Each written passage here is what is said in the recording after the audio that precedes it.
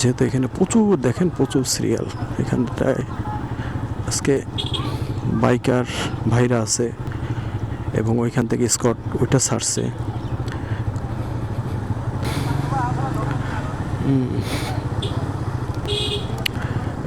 এলাকাবাসী একটা গেট করে দিছে আমাদের ট্যুরিস্টদের জন্য, তারা যেন গেটটাকে ওয়েলকাম করে। এবং অনেক ভাই মোবাইলে মানে ভিডিও করে রাখতেছে তাদের স্মৃতি ধরে রাখার জন্য। দেখেন বাইককে ভালোবাসে না এরকম লোক মনে হয় খুব কমই আছে, কিন্তু যত আইন ভাই এই বাইকের উপরে ফগ লাগানো যাবে না, এই করা যাবে না, ওই করা যাবে না, ফগের সমস্যা, ভাই ভাই হরেন লাগানো হরেন, আর যারা লাগায় যাদের সাইলেন্সার লাগায় তাদেরকে ধরেন, সাইলেন্সারের যেমন সমস্যা করে যেমন বিকট আওয়াজ এদেরকে ধরেন, টোটালি গাড়ি সিল করে দিন, এই গাড়ি আর ছাড়াই হবে না।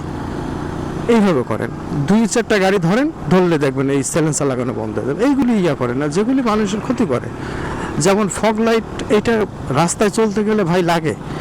আপনারা আমি কালকে রাত্রে যে ভিডিওগুলি আমি করছি সেই ভিডিওগুলি আমি আপনাদেরকে দেব, আপনারা দেখেন যে কী পরিমাণে এক একটা গাড়িতে কী পরিমাণে ফগ লাইট লাগানো থাকে, এলইডি লাইট। আর এলইডি লাইট বলতেই তো ফগ লাইট, এলইডি লাইট বলতেই যে কাজ হলো ছড়ানো।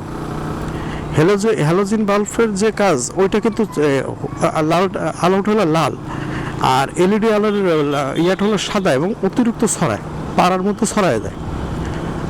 তা ওই এলইডি লাইটই কিন্তু ফগের মধ্যে বসে না, কিন্তু ওই যে নাম দিয়ে দিয়েছে ফগ লাইট, এখন ওই ফগ লাইট লাগানো যাবে না। লাগাবে না কেন মানুষ? তার জীবনের সেফটির কি আপনি দেবেন? প্রশাসন কি দেবে? আমি যদি আমার মনে করেন আমি একটা ফগ লাগাইলাম, কি কেউ একটা ফগ লাগাইলো, এখন সে যদি মনে করেন আল্লাহ না করুক সে ফগটা খুলে ফেলেছে, সে অন্ধকারের মধ্যে দেখতে পারে না, গাড়িটাকে ড্রেনের মধ্যে নামা দিলে, কোথাও সামনে থেকে গাড়ি আসতেছে, সে গাড়ির আলোতে সে কিছু চোখেই দেখতে পারলো না, তখন কি হবে?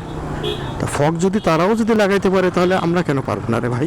তারা তো 4-5টা করে লাগাচ্ছে, আর আমাদের হয়তো বাইকারটা সর্বোচ্চ গেলে 2টা ফগ, তাও হেডলাইটের নিচে, হেডলাইটের উপরে না, হেডলাইটের নিচে লাগাচ্ছে।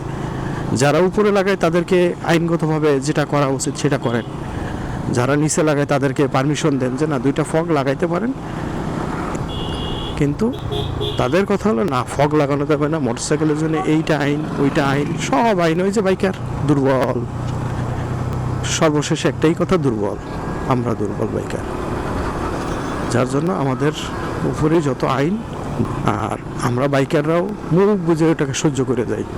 তবে আমাদের উচিত এটা প্রতিবাদ করা, কারণ প্রতিবাদ না করলে তো আপনি আমি যদি প্রতিবাদ না করি তাহলে তো হবে না।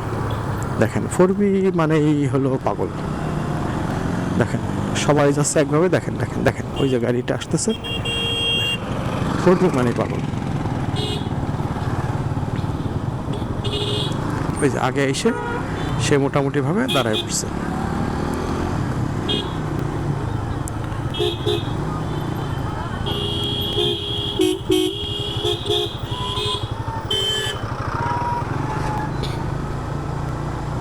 বাচ্চারা টাটা দিচ্ছে।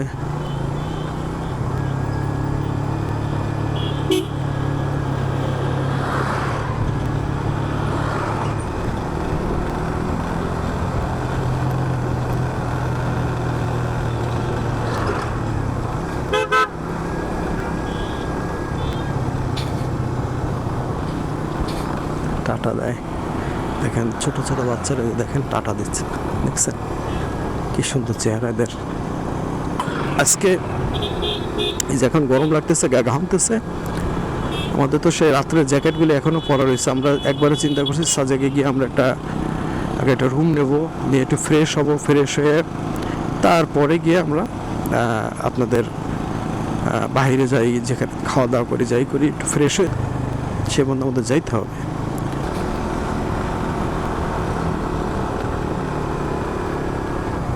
আচ্ছা, আপাতত একটু ভিডিওটা বন্ধ রাখি, আবার চালু করব।